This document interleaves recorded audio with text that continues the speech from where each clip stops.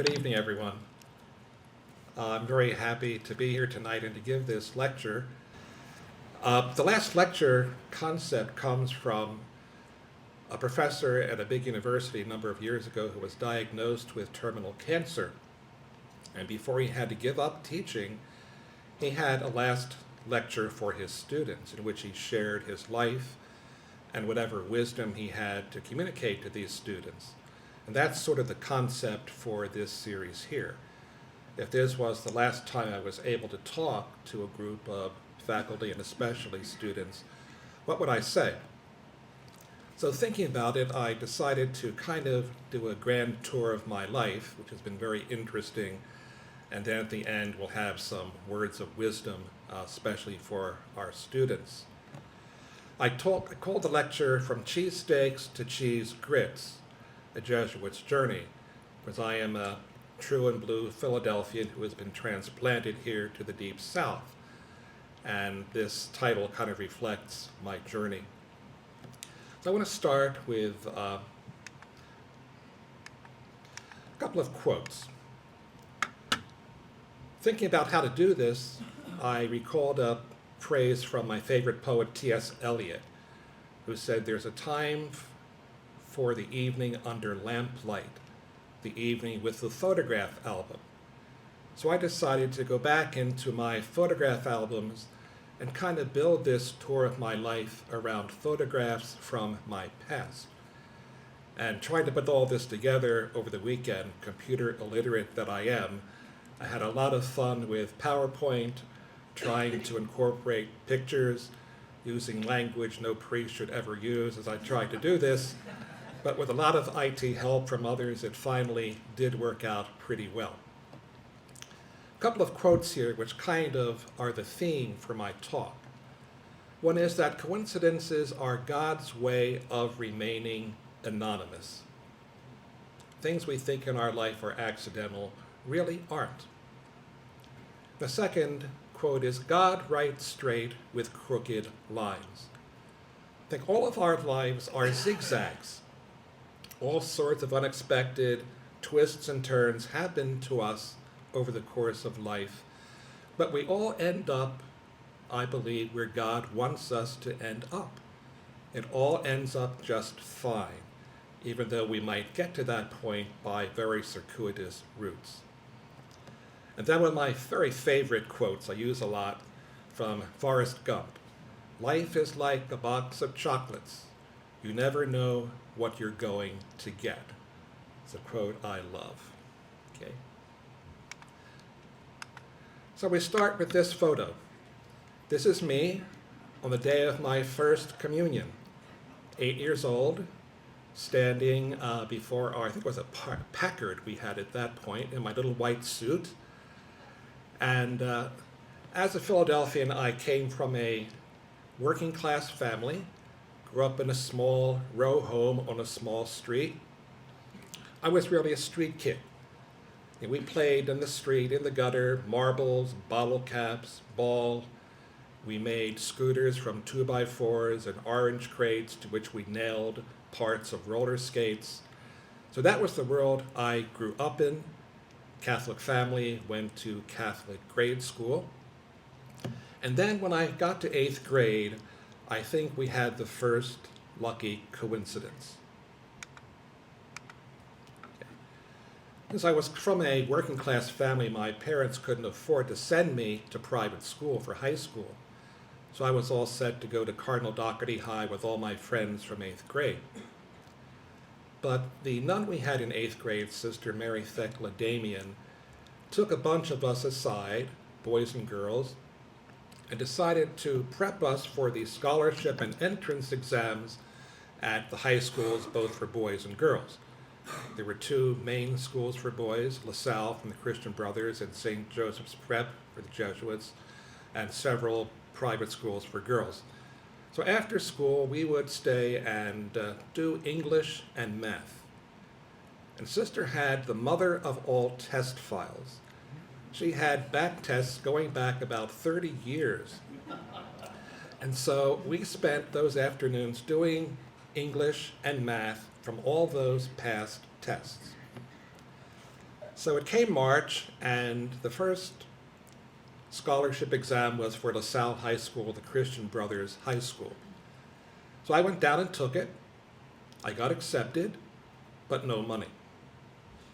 So the next weekend was the scholarship exam for St. Joseph's Prep. You see it there on the slide, as it looked when I went there. So on Wednesday night, I told my mom, I'm not going to go down and take that test for the prep. I don't want to go there really.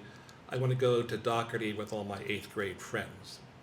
So Mom said, okay. But then she called up the nun. And in 1958, nuns were very different. These nuns would slap you around at a moment's notice. And we 8th grade boys were terrified of Sister Mary Thecla-Damie. You did not want to mess with her. So I get a phone call on Thursday night, a summons to the convent. So I go up there about a mile, walking, trembling, and so Sister sits me down and lets me know in no uncertain terms how miserable my life would be for the rest of the year if I did not go down there and take that test. So, confirmed coward that I was, I went and I did it. I came in first. I had seen virtually everything on that test before, because whoever made up the test that year just cherry-picked questions from past exams.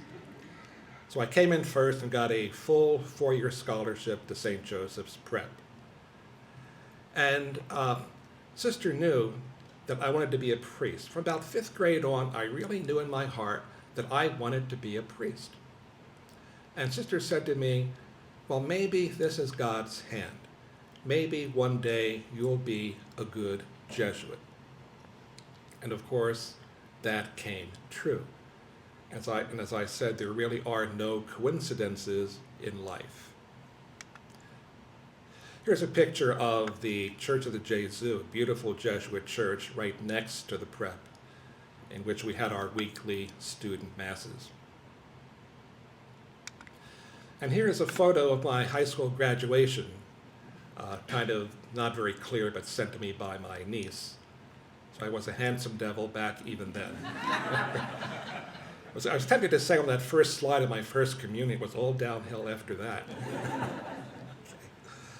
So after the prep, I entered the Jesuits in 1962. And that was very common then. Most Jesuits entered right after high school. So I went to our Jesuit novitiate at Wernersville, Pennsylvania.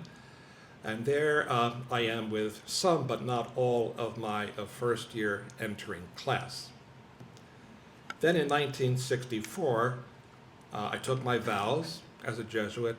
And that's a picture of our vow group on our vow day, the Feast of St. Ignatius Loyola in 1964.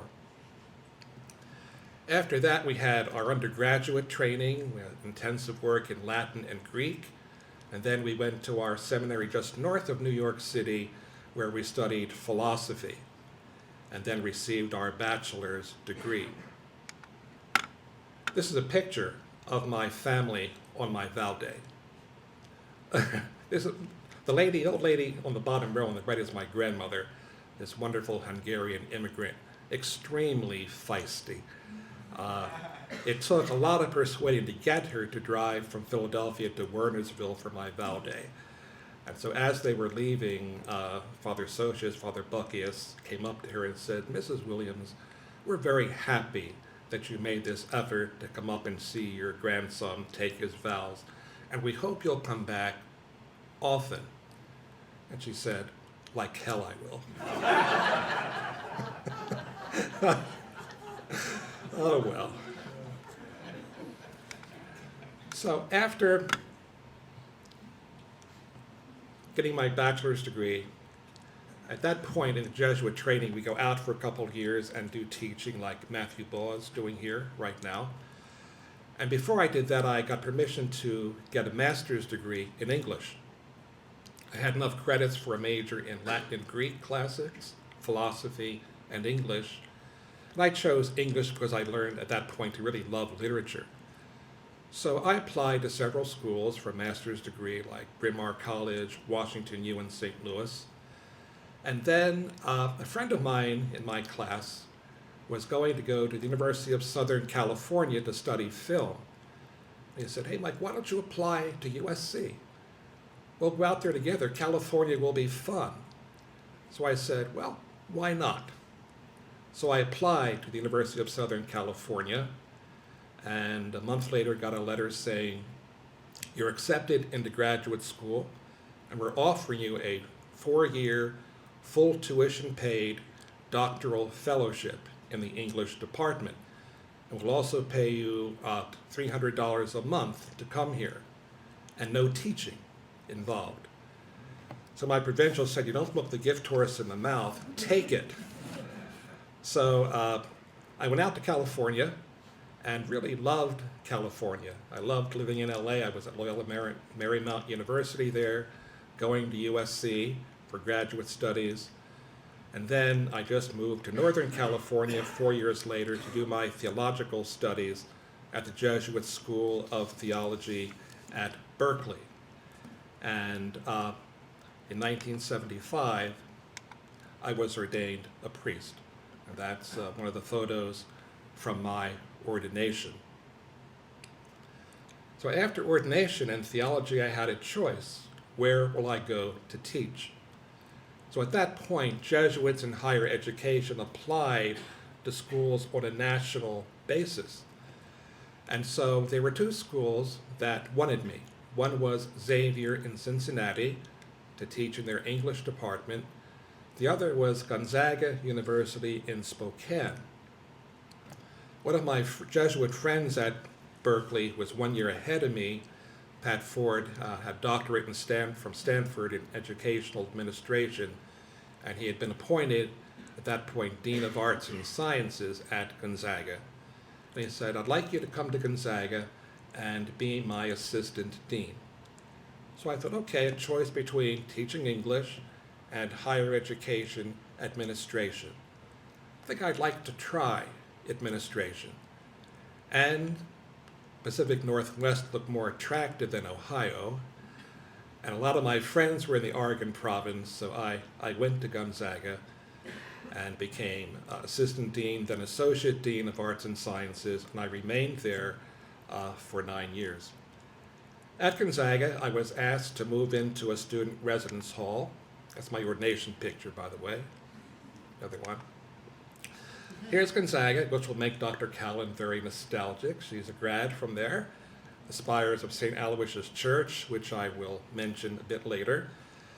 And at Gonzaga, we had large traditional dorms as well as several small dormitories, holding about 50 students each. And I was asked to move into a dorm called Roncalli House, which had about 50 young men.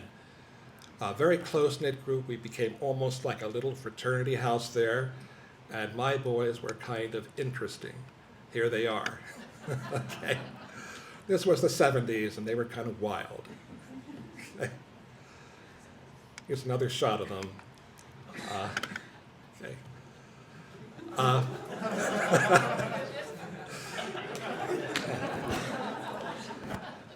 Us in Roncalli, we were noted for our annual prank. So one year, the Board of Trustees had their photos in the big corridor, the administration building. So one year, we made a wax impression of the lock on that cabinet, had zany photos taken of ourselves, and the night before the fall trustees meeting, we changed the photos. And that made the local television news that night. The president of Gonzaga, Father Barney Conklin, was a great sport. He was very, very close to the students, and he loved a good joke. So our next prank was in front of the library. There was a large plaza.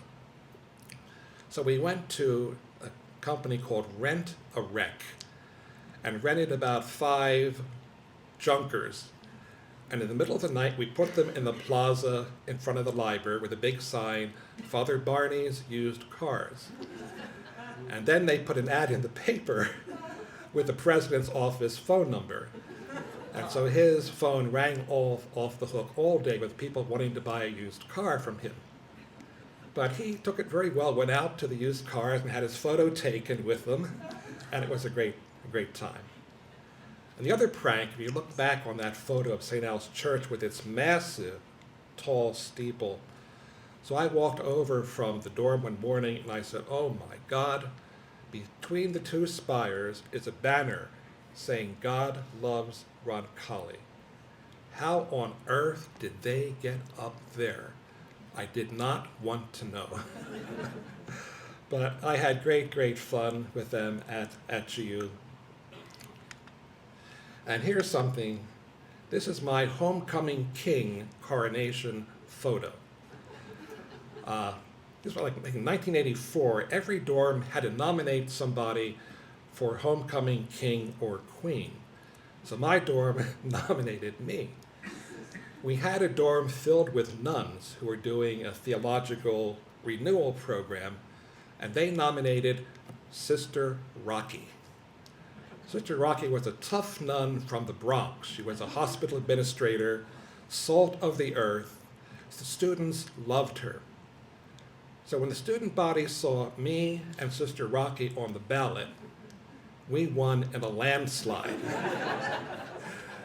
And so we had our homecoming coronation at the homecoming dance and our spotlight dance and our photograph. So one of the things nobody has known about me until tonight is that I join a select company, I think Ryan Sanchez is in this group with me, of college homecoming kings. Okay. Great stuff. As Jack Collada would say, good times and good vibes, right?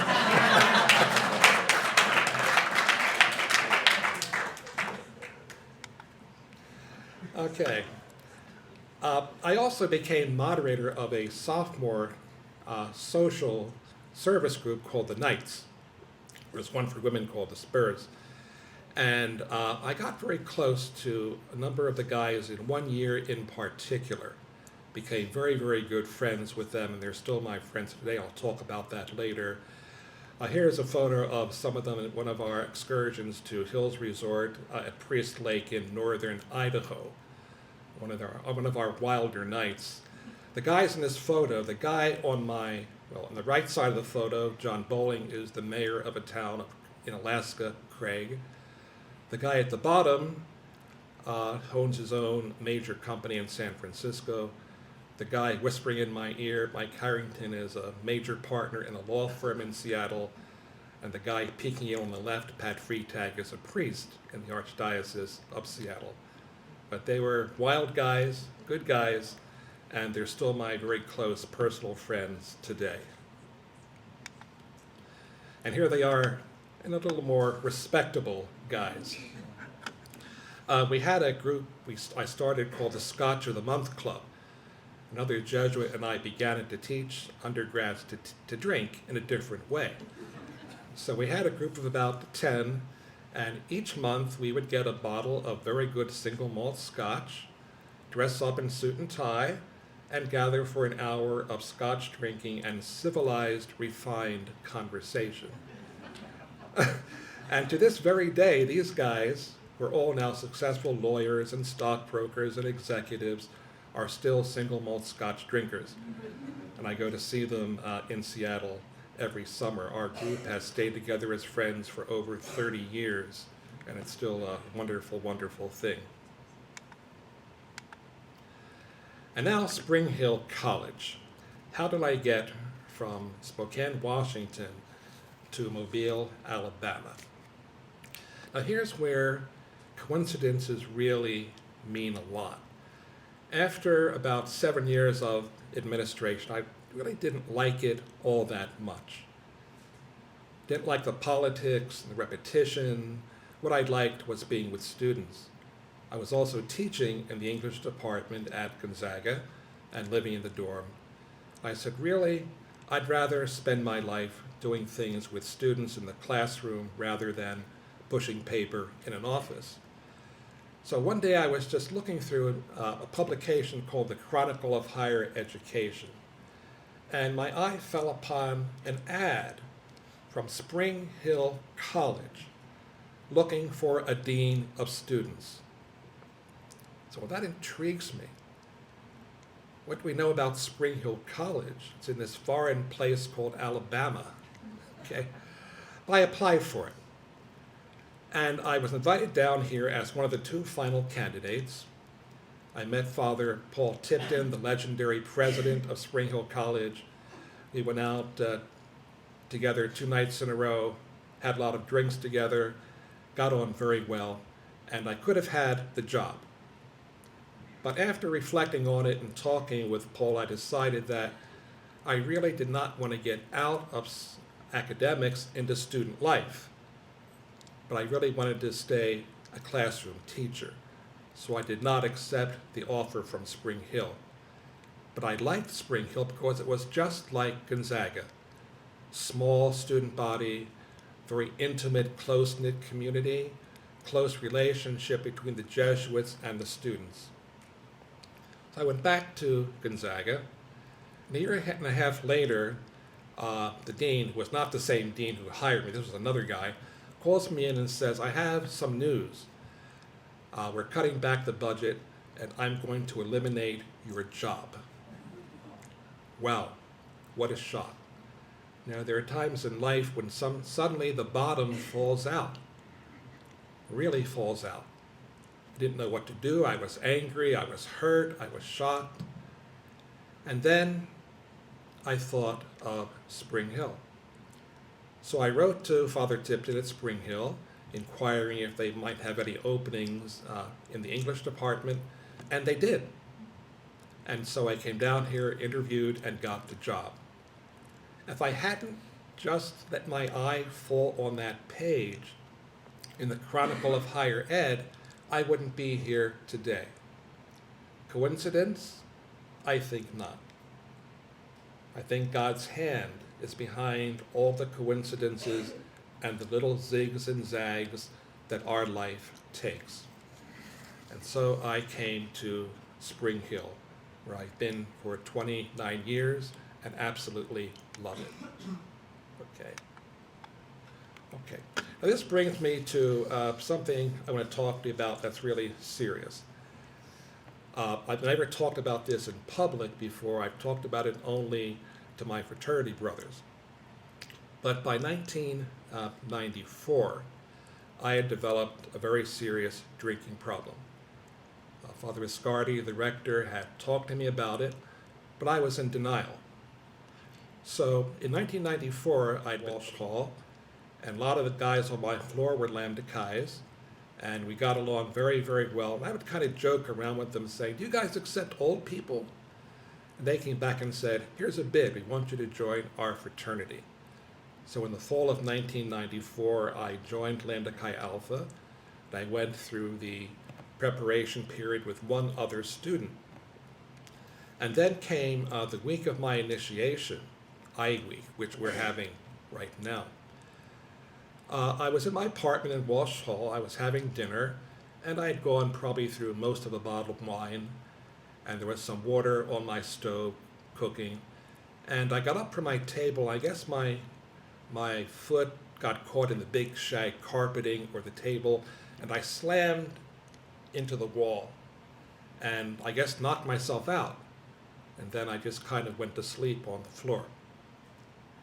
So later I wake up, I'm on the floor, I look at my watch, it's like 3 in the morning, all the windows in my kitchen and my apartment are wide open. So I get up and I go to my bedroom and I look down the hall, and there's a note, a piece of paper on the back of my door. And the note was from the guys on my floor. They said, Father, we came in tonight, we kind of smelled smoke in your apartment, so we came in and found you, and you looked like you were okay, just sleeping, and we took the melting pot off the stove and opened all your windows, and they said, we're really concerned about you. Is there anything that we can do to help you? Well, that was, as we say, my moment of clarity, my wake-up call.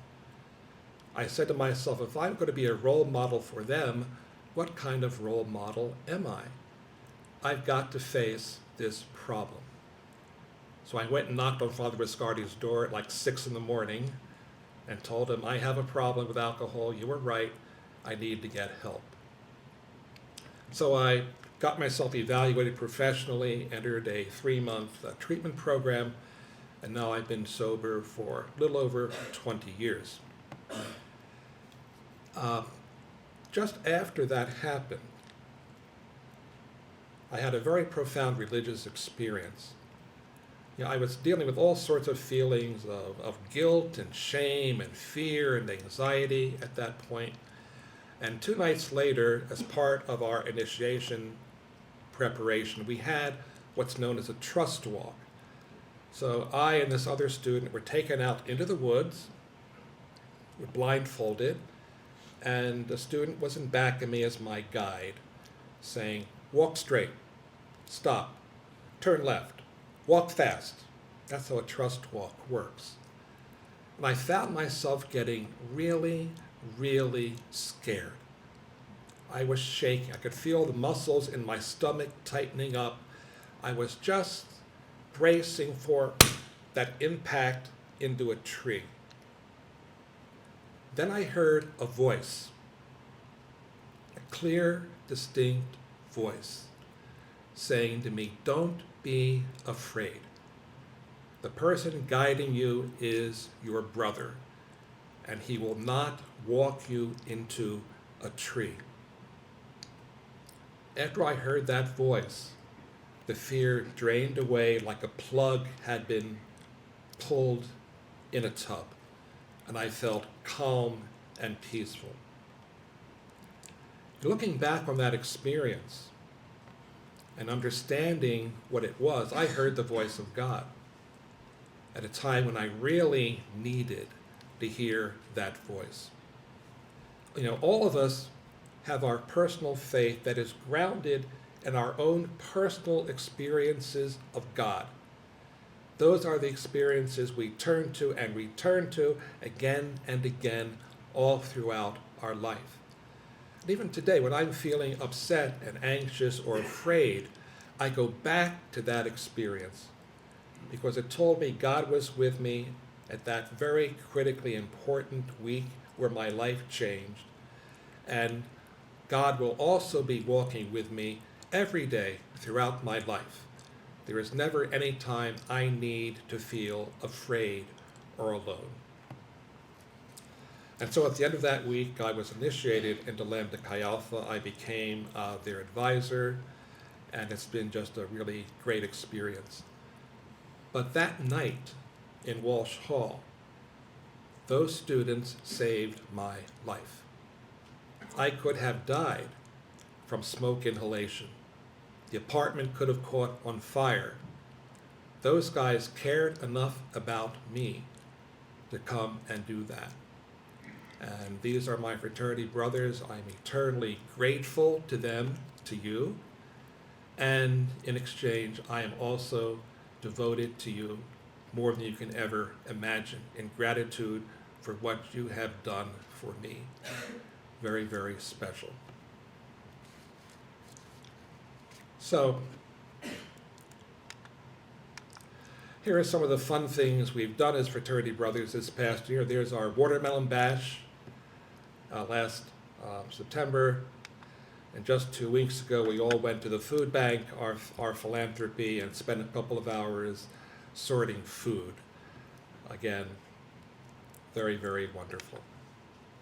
I'm also the advisor for Alpha Sigma Nu, and there's a photo of last year's induction group, and our honorary inductees were Dr. Kaffer and Mr. Baugh. Okay.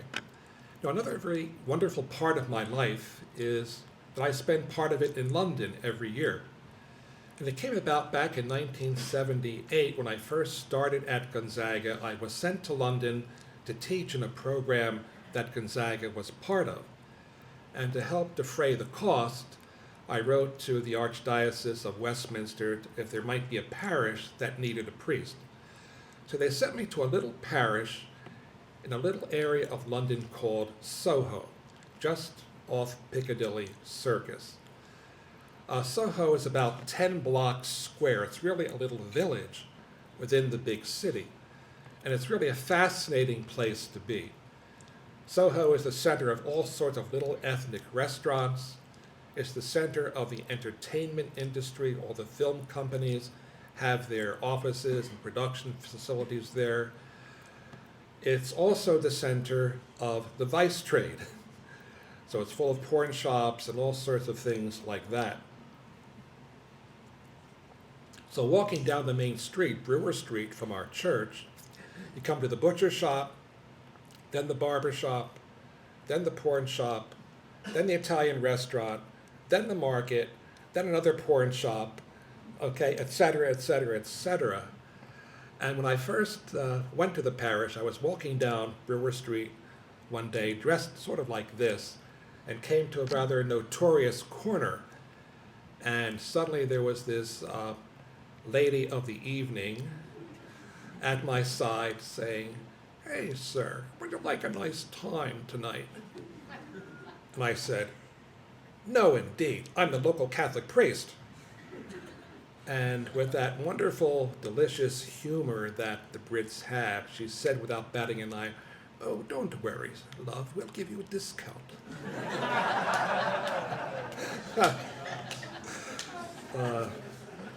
But I spent 33 years at this parish, Our Lady of the Assumption and St. Gregory, beautiful little church in central London. I spent two and a half full sabbatical years there.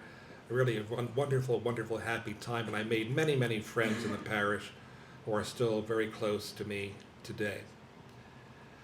2 years ago, the Archbishop, in his wisdom, gave the parish away to what's called the Ordinariate. These are Anglicans who have become Catholics, and Pope Benedict allowed them to keep their Anglican forms of worship. So they wanted a church in central London, and the Archbishop gave them our church.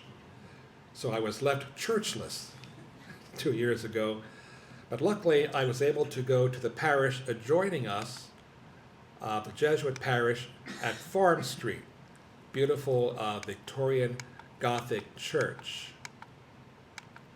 There it is. There's the church in general. It's a gorgeous church, 19th century Gothic. And there's a picture of the sanctuary. The altar there is designed by Pugin, a very famous medieval revival architect. Notice on the extreme left, the pulpit, the sanctuary itself is raised up, and the pulpit is even higher. So when I'm up there preaching, I'm looking down at the congregation and really can see, like I can never see in St. Joseph's Chapel, what people are up to during the homily. I'm tempted to say, "Hey, you, with the iPhone, I hope you're tweeting my homily to your friends."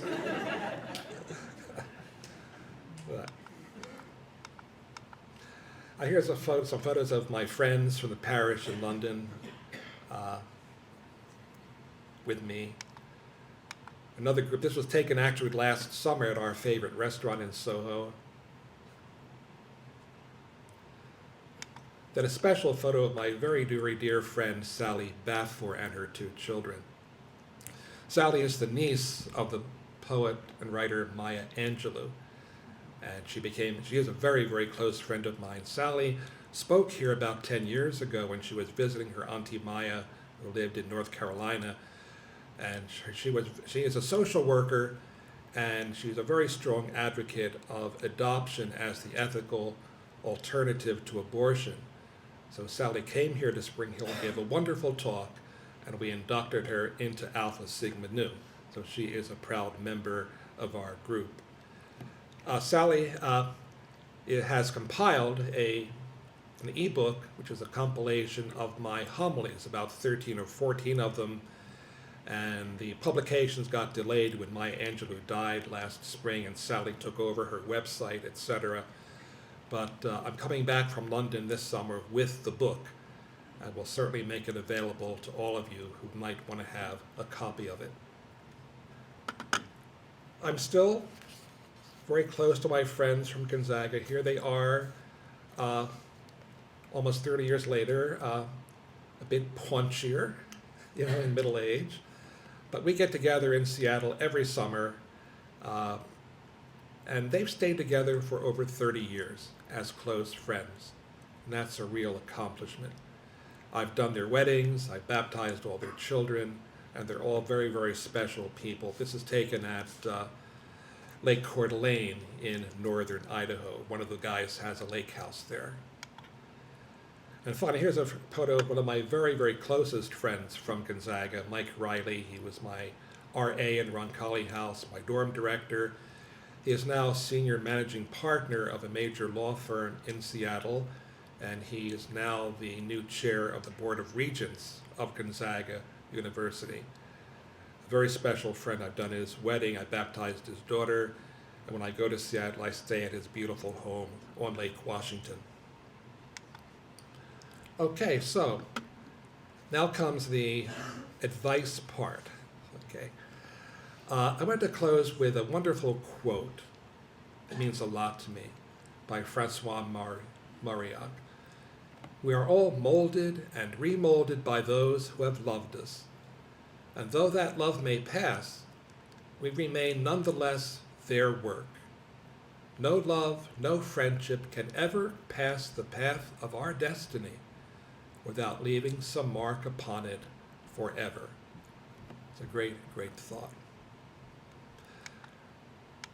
So, if I was to give you advice, I'm talking now primarily to the students, I could go on for an hour.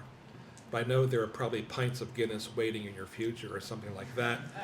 But here are a couple of things I want to communicate to you if this was the last time I talked to you. First is follow your dreams. Find a career that really matches your passion. Don't select a major or a career just because it means money and prestige. Do something you really want to do. Second is don't be afraid of change. Face personal issues and problems with humility and honesty. And with God's help, everything will turn out for the best. Hold on to your Christian values.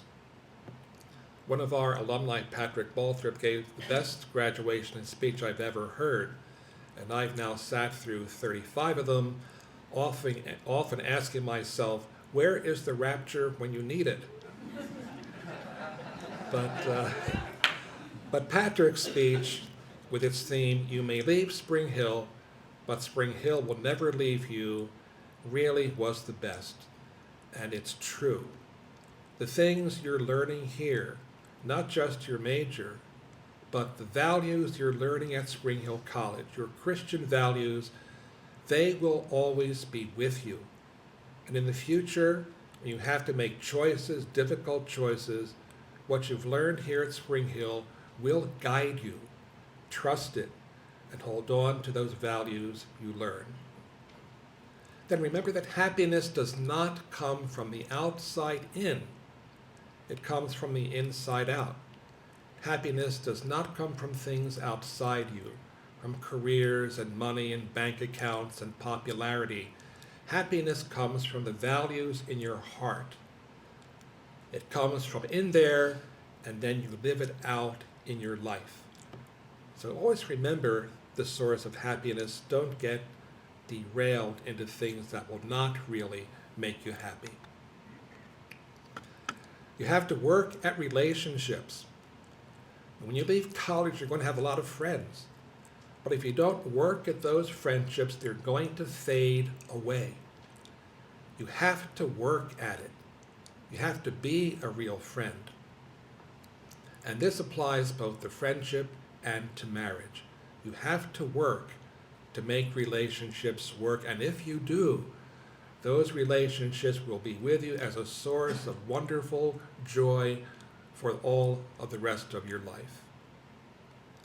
And then remember, as Mother Teresa said, God is not calling you to be successful. God is calling you to be faithful. Faithful to your Christian ideals and values. And I like to add to that quote, if you are faithful, you will be successful in everything that really matters in life. try to do a good deed every day. That's one way to live out your Christian values. Every day, do something good for someone. You'll make someone else's life better too. And my final piece of advice, big drum roll, raise a little hell. Okay. Don't lose your youthful exuberance and sense of fun. Keep it with you. Keep that inner child there. Keep loving life in your future the way you do now. So I say, even when you're 50 and 60, keep raising a little hell. Have fun in your life. Enjoy it. Okay. And so, comparison. Okay, the street kid from North Philly has come a long way, from the land of the cheesesteak to the land of cheese grits. And being a loyal Philadelphian, I have to say honestly that cheese grits do not hold a candle to a real cheesesteak. Okay? But it's been a great journey. I love what I'm doing, and I hope for all of you that when you're 40, 50, 60, that you'll look forward to going to work every day because you love what you do. And that's really what gives us a happy and successful life. We walk with God. We realize that the zigs and zags of our lives are all God's plan, and we will end up eventually where God wants us to end up. All we have to do is live each day with faith and with trust and with an open mind and an open heart. Let me just close by wishing my student and brother Colin Hines a very happy birthday.